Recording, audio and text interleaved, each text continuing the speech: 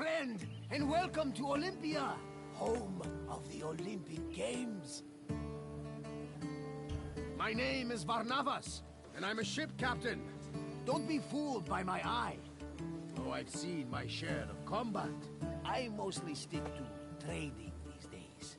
Well, trading and introducing visitors like you to wonderful sights like this.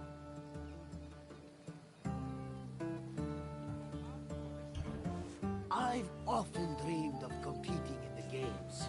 If my sight was better, my legs and arms were stronger, and my coin purse was fatter.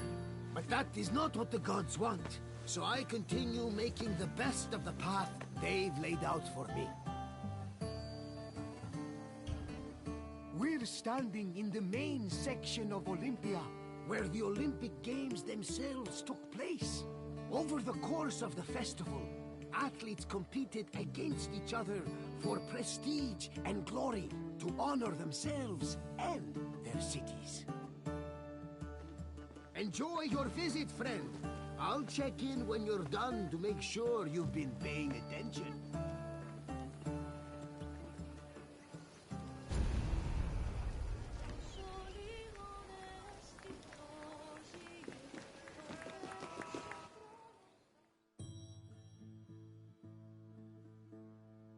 The first day of the Olympic Festival began with a swearing-in ceremony for the participating athletes, trainers, and judges.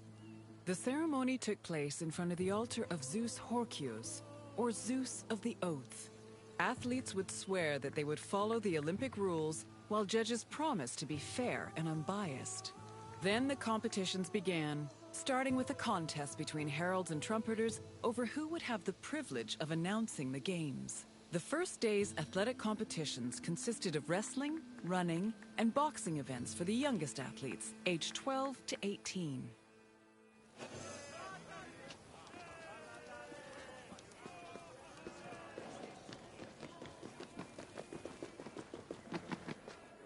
The second day began with a grand procession into the Hippodrome to celebrate the start of the popular equestrian events. The most anticipated and spectacular of these was the Quadriga, a four-horse chariot race. Horse racing events were unique in that the winner was not the most skilled jockey, but the owner of the fastest horse or chariot. The Spartan princess Caniska once took advantage of this loophole to skirt the rule that women weren't allowed to compete and earned 2 Olympic victories in the process. The rule also allowed for occasionally strange results, like in 416 BCE, when the statesman Alcibiades entered 7 chariots into a race and won first, second, and fourth place. After the equestrian competitions, the 40,000 spectators migrated to the stadium to watch the pentathlon events. When the day's events were over, funeral rites were performed for the hero Pelops, the mythical founder of the Olympic Games. The night ended with a celebratory feast and a great parade in honor of the day's victors.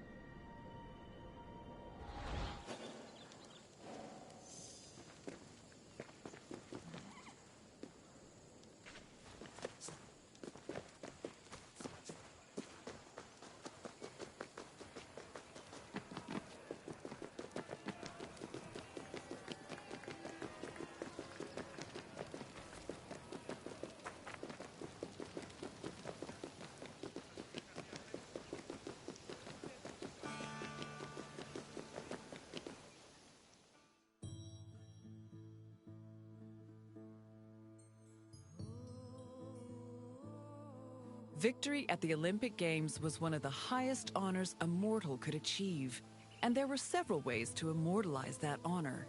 Some athletes had statues erected of themselves, while others commissioned poets to write them victory odes. Oral tradition was very important to the Greeks. These odes, called eponychia, were often composed by the finest poets in the land, such as Pindar, Simonides, and Bacchylides. They were usually played at banquets and celebrations attended by the triumphant athlete or upon his departure from Olympia.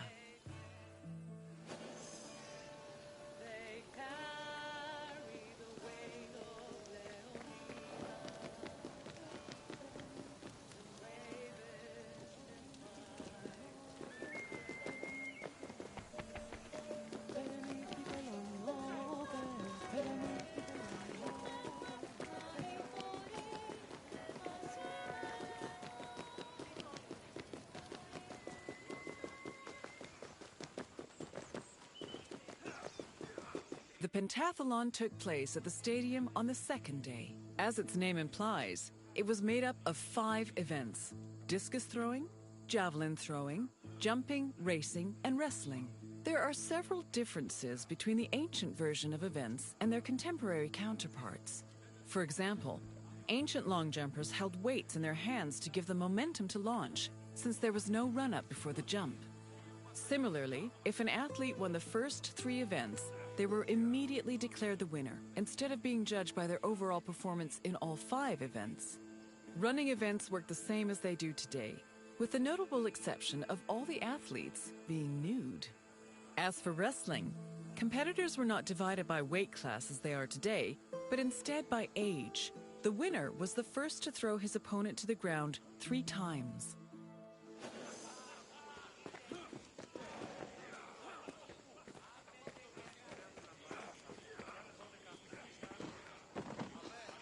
Day 3 started with the most important event of the festival. A procession of Hellenodikai, ambassadors, competitors, and animals made their way to the great altar in front of the Temple of Zeus. The animals were then offered as the official sacrifice of the festival. The afternoon of Day 3 was dedicated to foot racing events. Running was the oldest event of the Games, and in fact was the only event at the first Olympics. The main race was called the Stadion, which was a sprint of around 180 meters. The winner was granted the honor of lending his name to the 4-year period between the Games. This period was known as the Olympiad.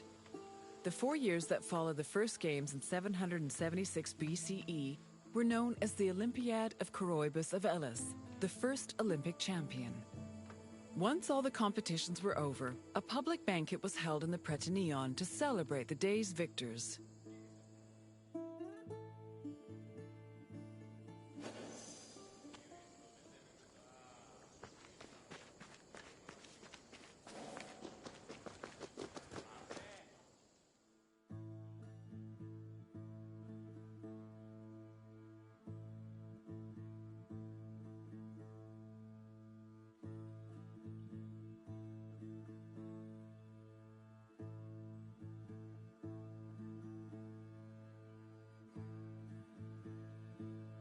Day 4 was mainly for combat events. Wrestling matches were held in the morning, followed by boxing and pankration.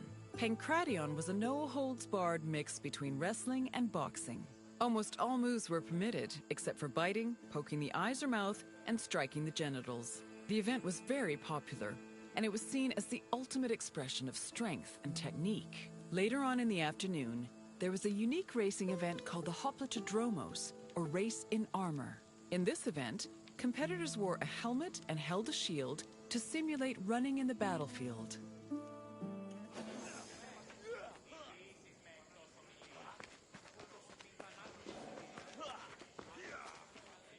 The Hellenodikai, or judges of the Greeks, were both the game's adjudicators and their organizers.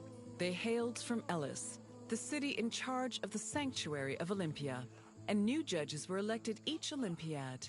They had several responsibilities. Before the games started, they decided which athletes would be allowed to compete and supervise their training. They also drew lots to make the competition brackets. During the games themselves, they picked the winners and kept an eye out for foul play. For the latter, they were assisted by stick and whip-wielding umpires who stood near the athletes and punished them if they were caught cheating.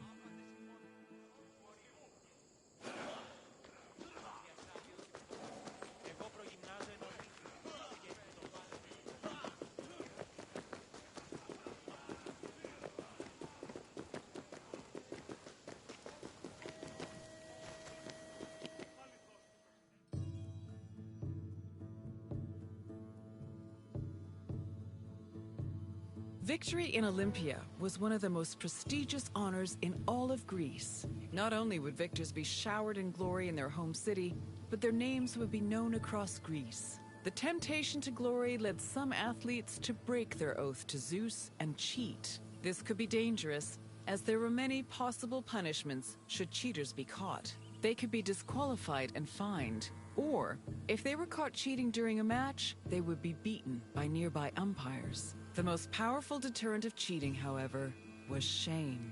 At the foot of Mount Kronios, and on the way to the stadium, were a group of bronze statues called Zanes, the plural of Zeus. These statues were inscribed with the names of the cheating athletes, how they cheated, and the fine that was imposed. The Zanes, which were funded by cheaters' fines, were strategically placed to be highly visible. Individuals or even entire cities could be found guilty of cheating.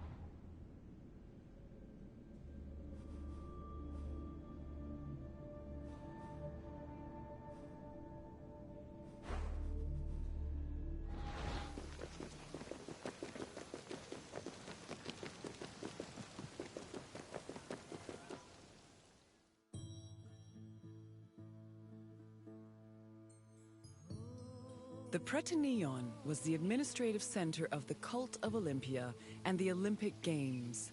The building housed the sanctuary's priests as well as the game's officials. It was also used to stage the grand banquet held on the evening of the third day to honor victors. It also had a sacred function. Its central chamber was the location of the Fire of Hestia, a sacred flame that burned day and night. This fire was used to light the other altars around the sanctuary. This practice may have partially inspired the modern tradition of carrying the Olympic torch.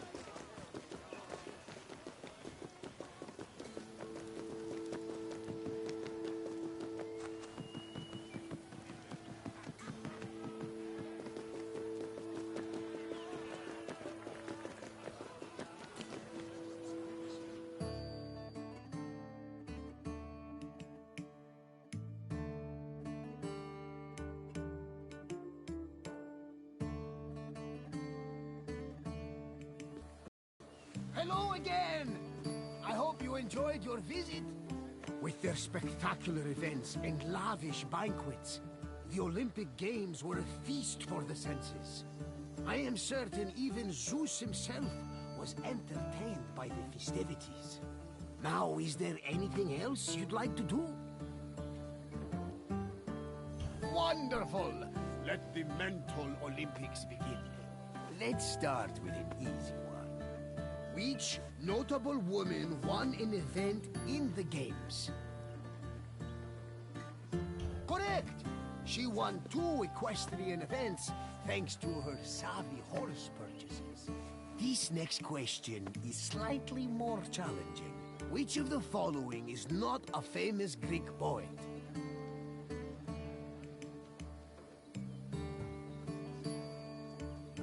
Pindar was one of the greatest poets in the Greek world. Pindar was one of... You are right! Brasidas was a renowned Spartan general, and he didn't have time for rhymes and pretty words. Time for the final question. How many events were in the pentathlon?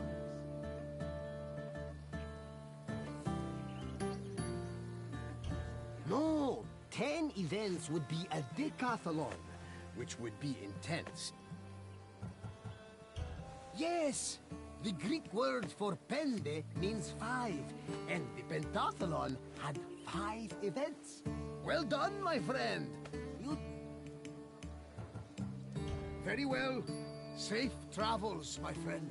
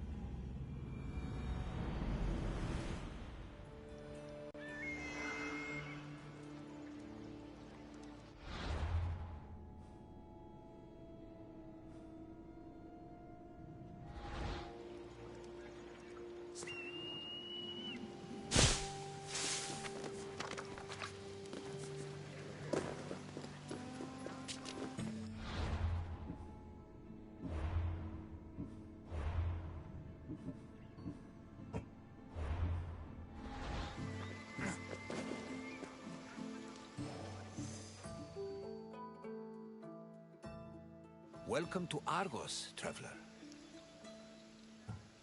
I have always admired the dedication of Greek metalworkers. Without them, we would not have the inspiring monuments that stir the hearts of Greek citizens everywhere.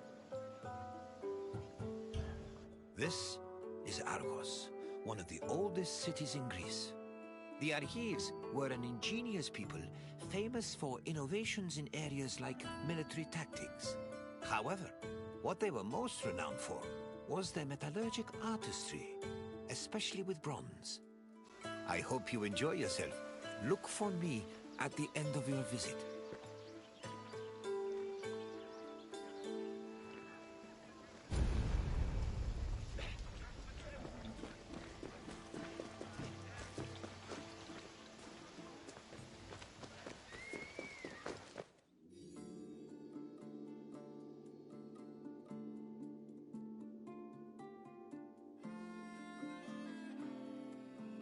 The area that would become Argos was inhabited as early as the 3rd millennium BCE, but it was in the 7th century BCE that it officially became a city-state. One of Argos's major pillars was its metallurgical industry. As far back as the 8th century BCE, the city was famed for making products like long dress pins and tripod cauldrons, as well as impeccable body armor. In addition to their technical excellence, the Argives were also creative, as seen in their masterful bronze sculpting, which became prominent in the city during the 6th and 5th century BCE.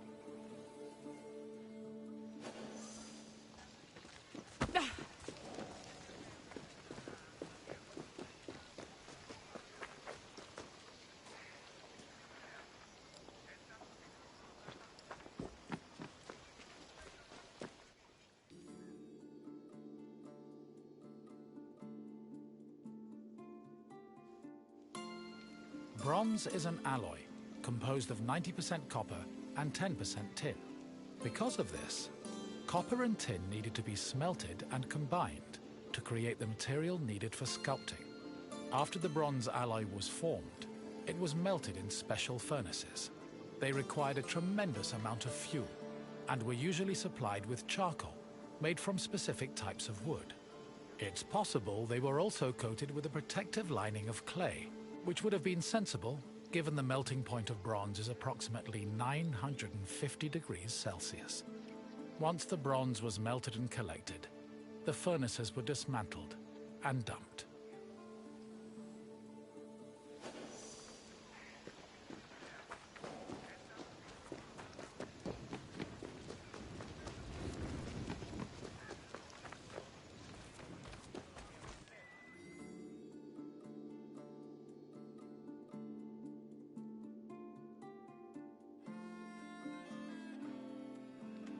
In the 8th century BCE, most small-scale statues were molded using a complicated and lengthy method called solid lost wax casting. From the 7th century BCE onwards, metalworkers adopted the more efficient hollow lost wax casting.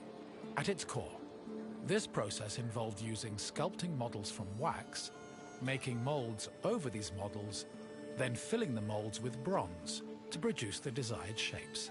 The process was advantageous because it saved on materials, produced lighter statues, and reduced the chance of possible defects.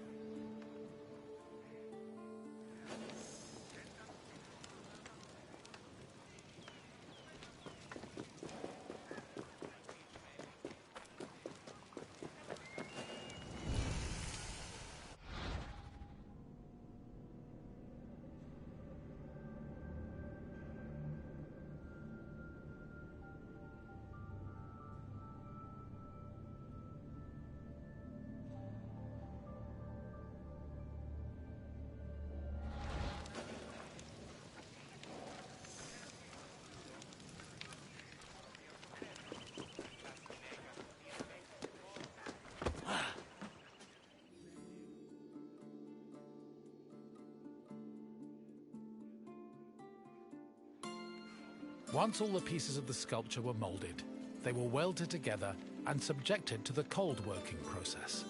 This process involved repairing the sculpture's flaws by filling any holes and cracks with specifically measured bronze patches. Afterwards, the sculpture was scraped, chiseled, and polished until it was deemed satisfactory. Decorative details like hair, eyebrows, and mustaches were added with the use of a sharp tool. Eyes, which could be inset with ivory, glass, or silver, were attached to their sockets using a resinous kind of glue. Teeth and fingernails were inlaid with silver, and lips and nipples with copper.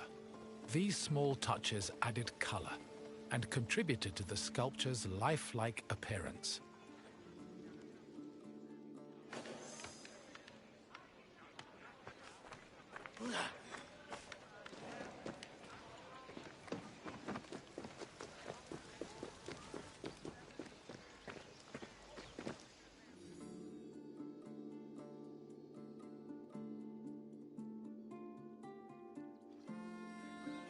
Bronze sculptures have a long and varied history in Greece. During the geometric period of 900 to 700 BCE, the sculptures mainly depicted idealized heroes, charioteers, and horses, and most of them were dedicated to sanctuaries. The Orientalizing period followed in the 7th century BCE. During this time, Greeks began adopting sculpting techniques from the East, and the depicted statues expanded to include mythological creatures like griffins and sphinxes. The Archaic period saw statues that reflected a better understanding of human anatomy, which eventually culminated in the realistic and powerful human sculptures of the Hellenistic period.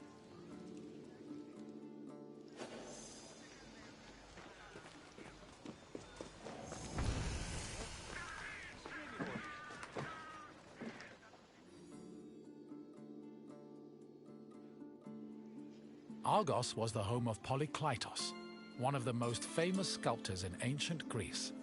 His works, like the Doryphorus and Diadomenos, as well as his treatise on sculpting called the Canon, had a massive impact on the art as a whole, particularly in regards to ideal body proportions. Sadly, the original versions of Polykleitos' sculptures have been lost, along with most bronze statues from antiquity. As time went on, many bronze statues were melted down to be recycled in things like weapons, ammunition, and even church bells. Because of this, marble copies from the Roman period are our best evidence of the masterpieces of Greek sculpture.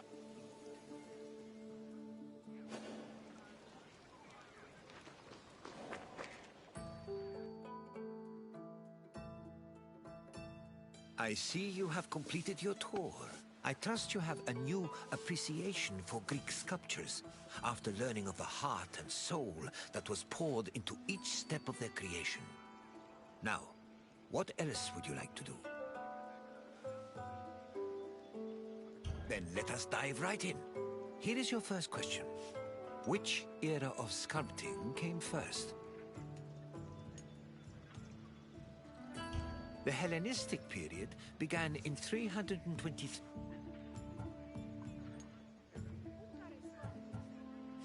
Correct. The geometric period lasted from 900 to 700 BCE and mostly featured small-scale statues and statuettes of heroes and horses. On to the second question. Bronze was an alloy composed of which two metals? Yes. To get the bronze required for sculpting, metal workers first needed to smelt copper and tin. One last question for you. Which renowned sculptor was a native of Argos?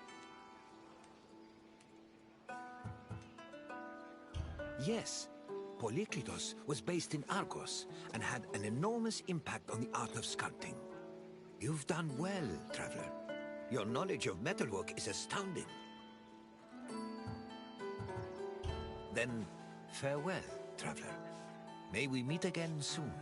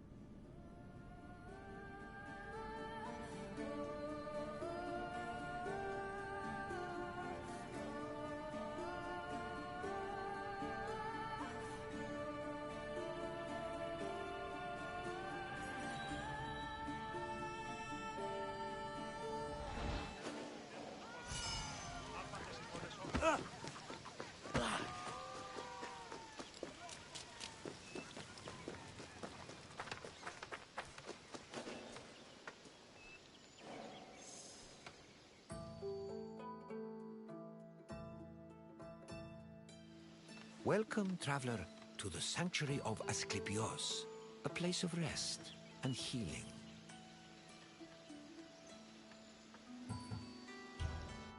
This is the Sanctuary of Asclepios, the god of medicine.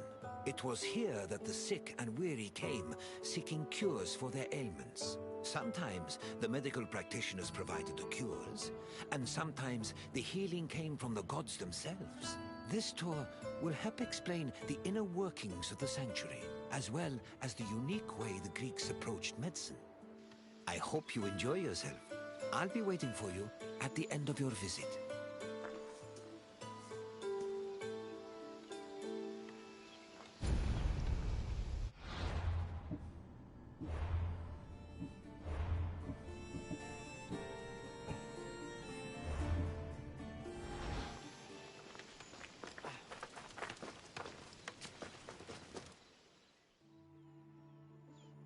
The ill and infirm came to this sanctuary to pray and offer sacrifices to Asclepios, the god of medicine.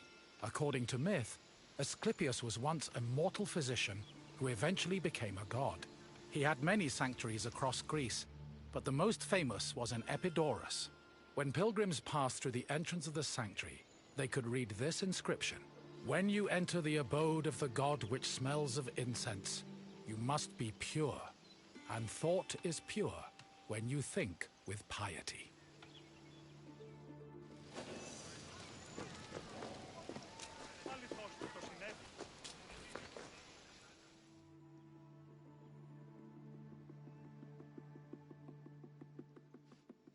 Medical steles constituted a sort of hub between medicine, religion, and the divine. They were slabs with inscriptions that praised Asclepios' virtues and merit, and described his methods of healing. The inscriptions relayed the dreams patients had within the abaton, one of the most important buildings in the sanctuary. The steles outlined the patient's name, their disease, and how they were cured by Asclepios. They were probably written by the sanctuary's priests, or at least under the priest's supervision. Asclepios was a complex deity. In addition to being a god, he was also a trained physician and disciple of the centaur Chiron.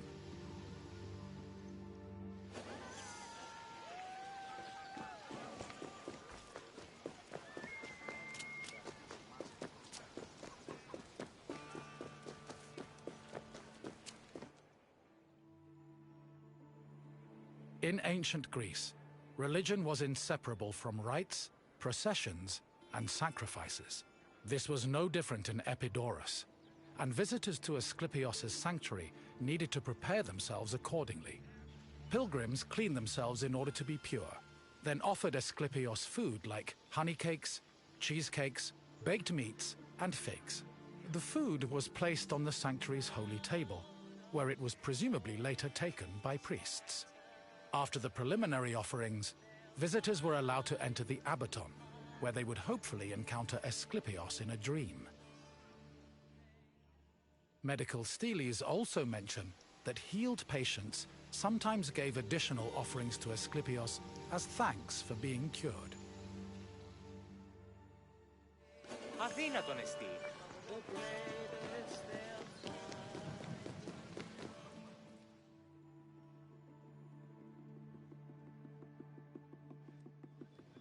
Asclepios was originally born a mortal, and was the product of an affair between the god Apollo and a mortal, Coronis. Apollo killed Coronis after discovering she had been unfaithful, and ordered her body burned on a funeral pyre. However, he rescued his unborn child from Coronis' womb before the fire consumed her body. Apollo gave the baby to the centaur Chiron, who raised Asclepios and taught him to practice medicine. Over time, Asclepios became so skilled in the art of healing, he could even raise the dead. This angered Zeus, who sent Asclepios to Hades with a thunderbolt. Apollo retaliated by killing the Cyclopes, responsible for making Zeus's thunderbolts. Then, Zeus revived Asclepios, making him immortal and deifying him in the process. In sculptures, pottery, mosaics, and coins, Asclepios was portrayed holding a staff intertwined with a sacred snake. The staff is a symbol of medicine that still endures to this day.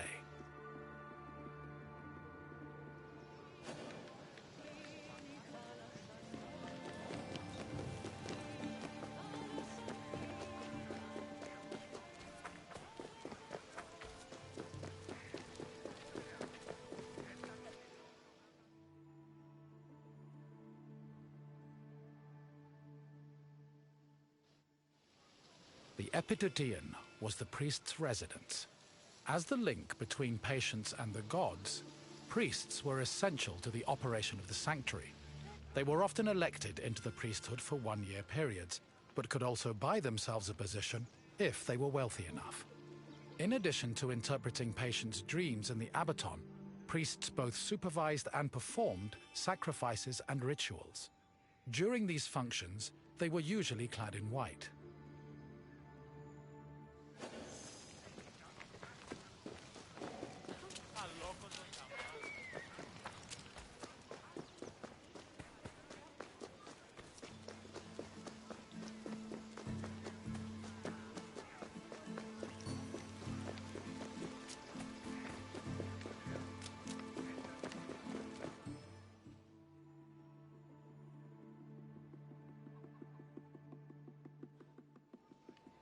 The Abaton was built in the northern boundary of the sanctuary, where it surrounded a sacred well whose water was believed to have therapeutic properties.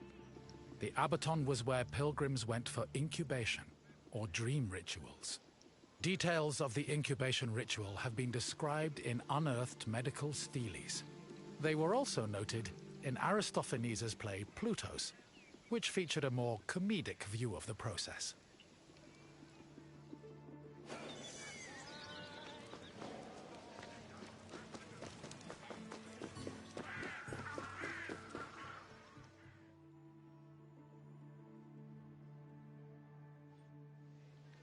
Incubation was the dream ritual pilgrims experienced in the Abaton. After completing the necessary preliminary rituals, pilgrims were allowed to enter the sacred building, where they lay prone. As they took in the smell of burning incense, the sanctuary's priests extinguished the oil lamps and asked them to sleep in silence. Once they were asleep, Asclepios would appear in their dreams and give his medical advice. The advice included diet and treatment recommendations, as well as requests for specific offerings or religious rituals.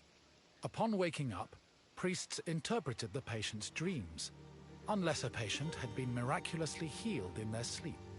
However, if a patient was completely beyond help, they were removed from the Abaton. This was to adhere to a ritual law that stated that no one could die or be born within the building.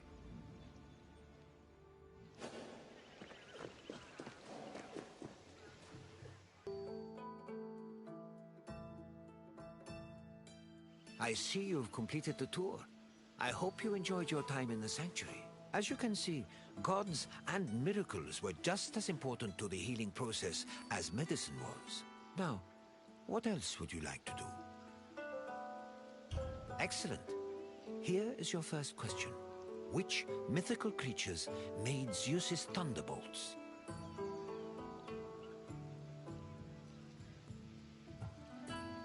Gorgons were monsters who Correct. Zeus's thunderbolts were crafted by Cyclops. On to the second question. What was the name of the building where incubation occurred? Yes, pilgrims entered the Abaton to undergo a dream ritual in the hopes of curing their ailments. One final question for you. Who was Asclepios' father?